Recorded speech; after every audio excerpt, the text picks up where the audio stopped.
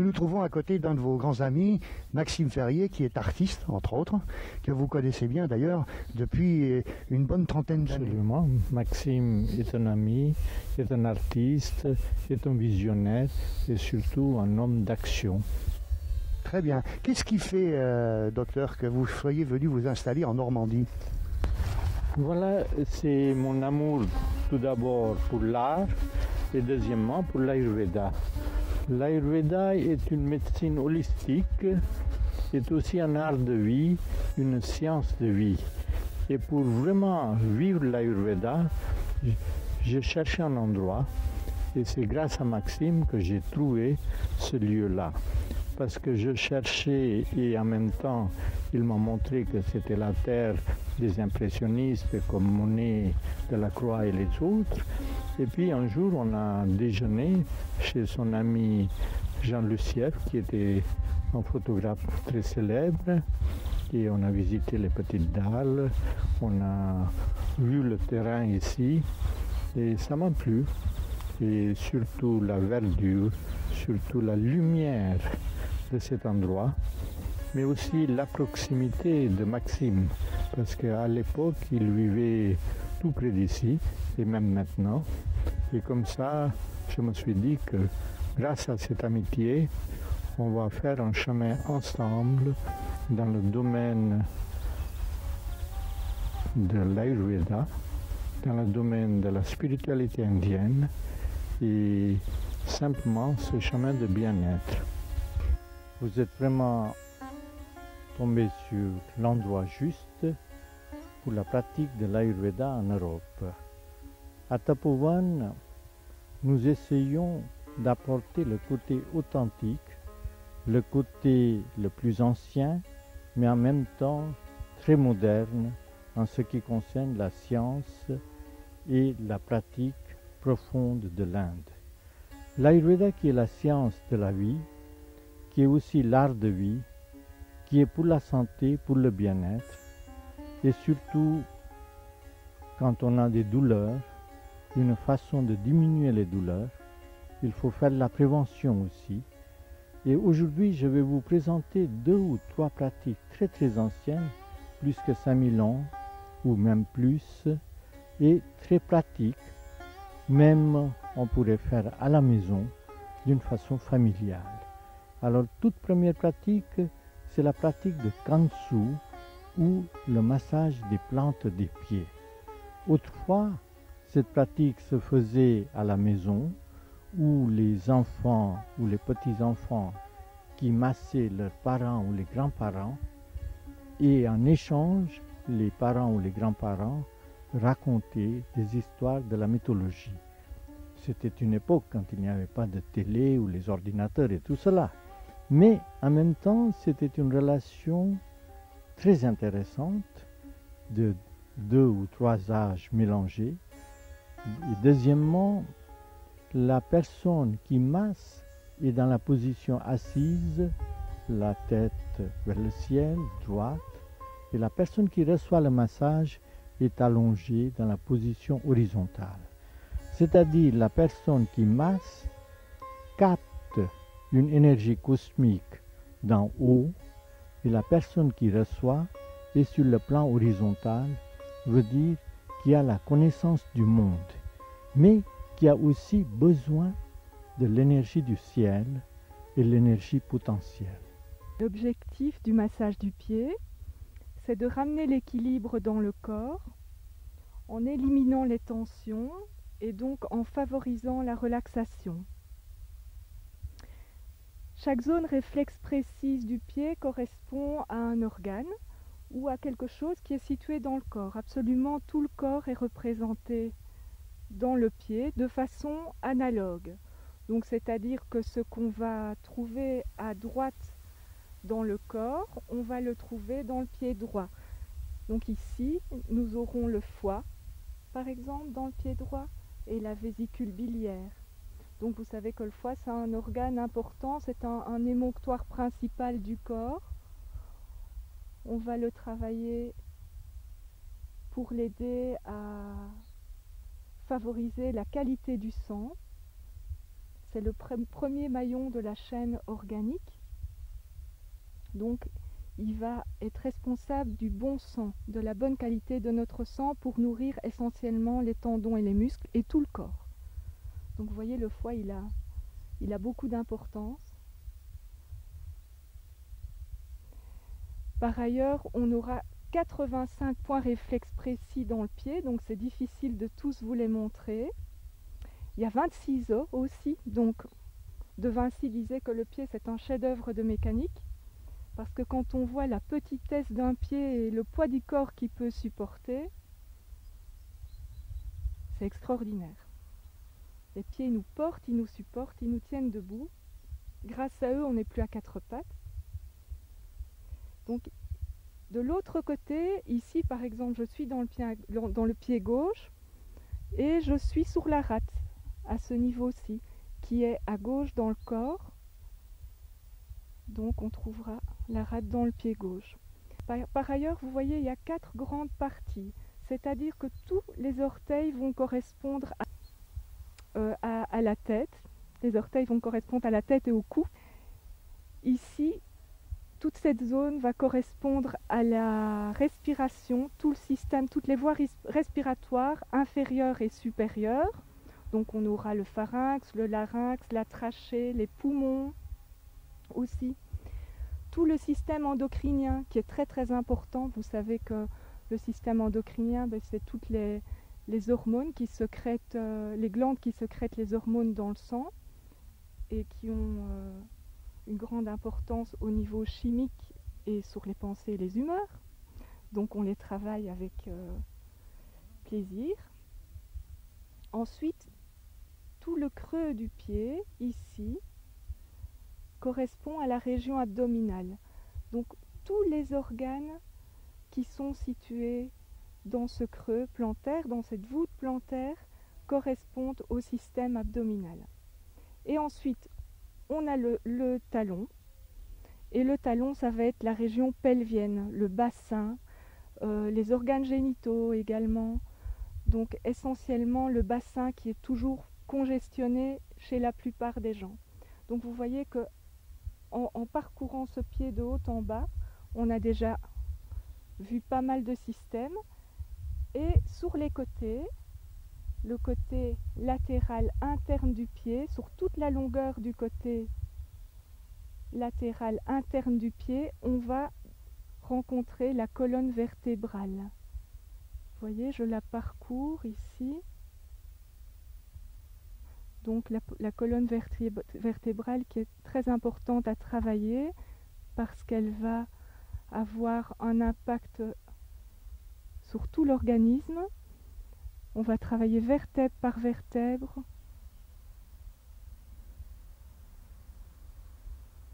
pour assouplir les vertèbres et les muscles spinaux. Et en même temps, ça va tonifier tout l'organisme. Donc on a vu les différentes parties du pied qui étaient situées sur la plante du pied. On a vu les côtés latéraux, un côté latéral interne qui correspond à la colonne vertébrale, l'autre aux articulations. Ensuite, maintenant, il reste le dessus du pied. Donc sur le dessus du pied, on va aussi trouver différentes choses, notamment toute cette partie ici qui correspond à la poitrine, au thorax, au système lymphatique supérieur. Et ensuite, plus bas, ici autour des malléoles, on va trouver le système lymphatique inférieur du corps, celui qui correspond aux jambes.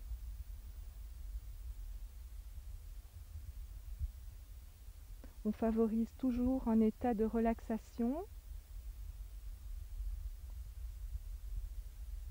pour pouvoir éliminer les tensions, parce qu'à partir du moment où le corps a éliminé ces tensions, il est capable de retrouver sa propre auto-guérison, sa propre homéostase. Le massage des plantes des pieds, quelque chose d'exceptionnel. Les pieds sont sacrés. En Inde, on va même vénérer les pieds des grands maîtres. Dès que quelqu'un qui vient à la maison, tout d'abord, on va s'occuper de ses pieds. Les pieds contiennent tout d'abord le corps tout entier, c'est-à-dire tous les organes, toutes les parties du corps. Et puis, les pieds vont aussi contenir tous les éléments. Éléments terre, ce sont des talons. Le creux de la plante du pied, c'est la partie, l'élément eau. Un peu plus haut, ça sera l'élément feu. Puis, l'élément air, ce sont des orteils. Et au-dessus des orteils, c'est le plan de l'élément éther. Alors les 5 éléments vont agir selon l'Ayurveda sur les 5 corps. Et nous utilisons Kansu, ce petit bol métallique. Ce bol métallique, c'est un alliage très spécial, principalement du cuivre, c'est-à-dire ça va augmenter l'immunité, mais il y a aussi zinc, étain, l'or et l'argent. Les 5 métaux, cela fait la composition de ce petit bol que nous appelons Kansu. Ce massage des plantes des pieds avec Kansu, cela va nous donner une détente profonde du corps tout entier. Cela va nous donner aussi une relaxation au niveau de chaque organe. Mais surtout, c'est considéré exceptionnellement bon pour les yeux. Et les maladies graves comme glaucome, comme cataracte, où on ne peut presque rien faire. Alors, un massage Kansu, cela nous aide. D'autre part, Kansu, c'est utilisé énormément pour améliorer la qualité du sommeil. C'est-à-dire, notre sommeil va prendre une certaine profondeur, une certaine qualité, et qu'on va récupérer beaucoup mieux grâce à ce massage. Kansu, c'est plutôt une habitude quotidienne et régulière. C'est dans la tradition indienne que les parents sont massés par les enfants. Les massages, c'est une tradition très très ancienne qui a existé dans toutes les civilisations, mais surtout les civilisations comme celle de l'Amérique du Sud, de l'Afrique, de l'Extrême-Orient et bien sûr l'Inde, où ça a été codifié et étudié d'une façon très scientifique. Et l'Ayurveda, la médecine de l'Inde, a donné une très grande importance, tout d'abord pour la santé et la prévention, et puis pour aider la personne vers l'épanouissement de son fort intérieur. Maxime, vous êtes bien installé? Très bien. Je vais vous demander de faire une grande inspiration nasale et une grande expiration nasale lente, profonde et douce. Maintenant, respiration normale. Est-ce que vous avez les genoux bien installés ou est-ce qu'il faut que C'est parfait. Vous allez avoir confiance aux soins que je vais vous faire? Absolument. Merci. Est-ce que vous connaissez le soin de Shirodhara? Oui. D'accord. Donc je ne vais pas vous le réexpliquer. Je vais vous mettre des cotons d'eau de rose sur les yeux.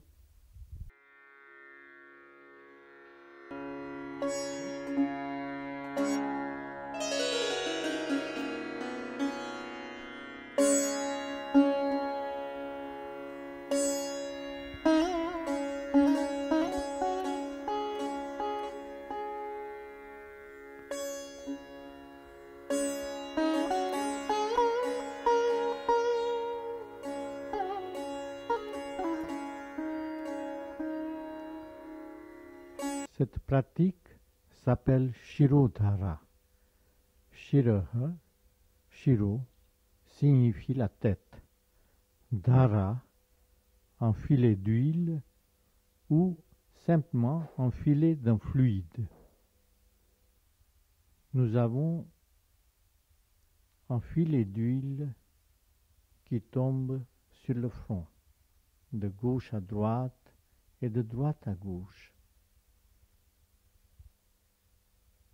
Shirodhara est une pratique ayurvédique, surtout pour calmer le mental.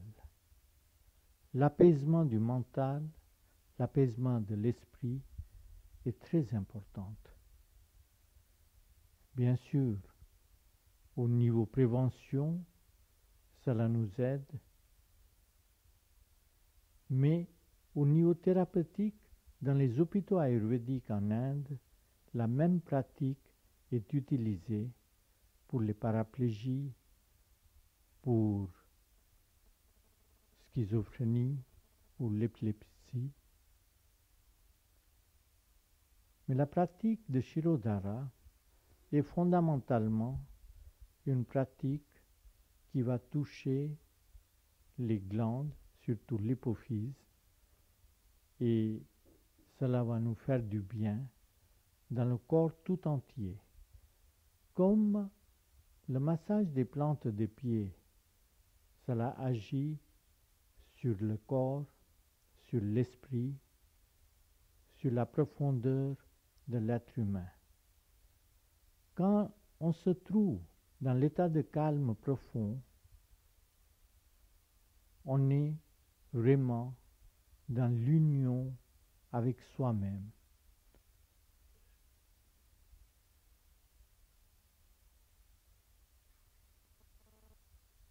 Le mental est très souvent très agité. Et ça, c'est la pratique pour calmer le mental. Calmer le mental signifie aussi éliminer tous les problèmes de stress. Et dès qu'on n'a plus de stress, on respire mieux. Pas seulement qu'on respire mieux, mais tous les organes fonctionnent beaucoup mieux.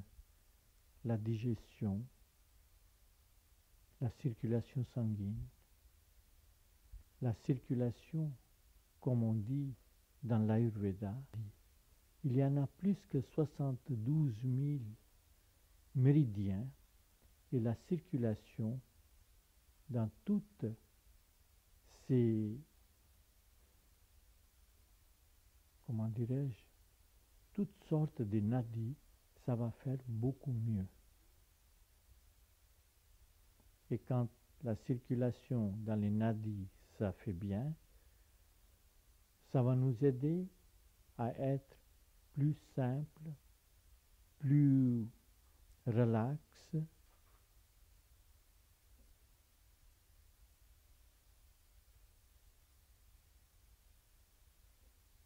dans la sérénité intérieure, dans la quiétude,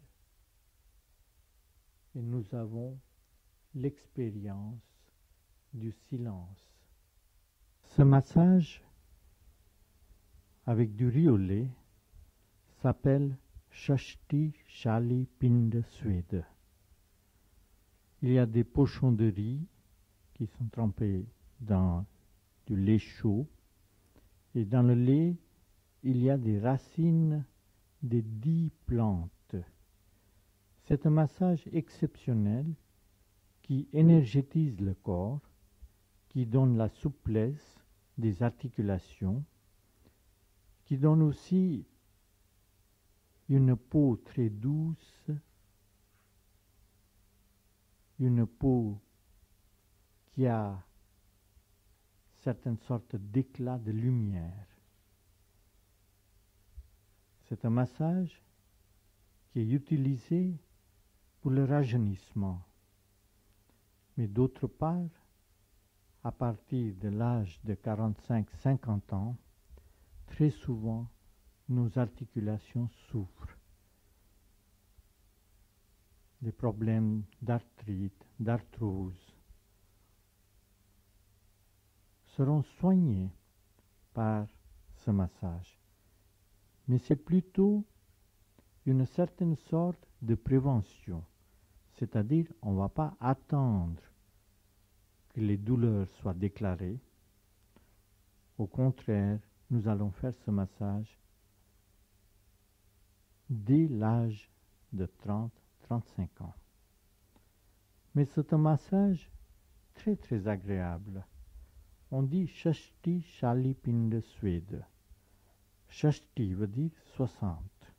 Shali, c'est une variété spéciale du riz qui pousse dans les vallées des Himalayas.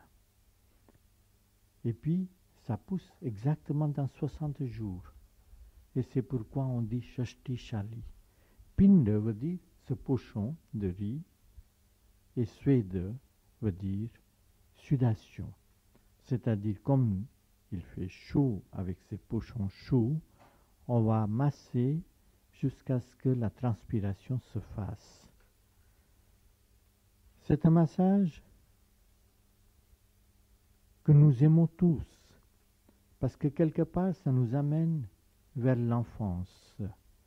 Ça nous amène vers une certaine détente, une certaine lâcher-prise.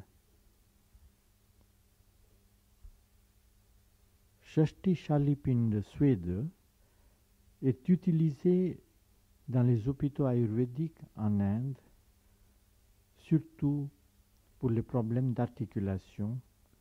C'est aussi utilisé pour les enfants physiquement ou mentalement handicapés.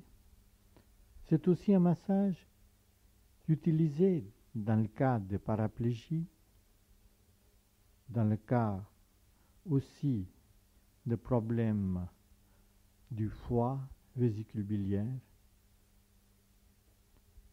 En fait, c'est un massage très très agréable qui nous donne plein d'énergie, plein de souplesse et beaucoup de sourire.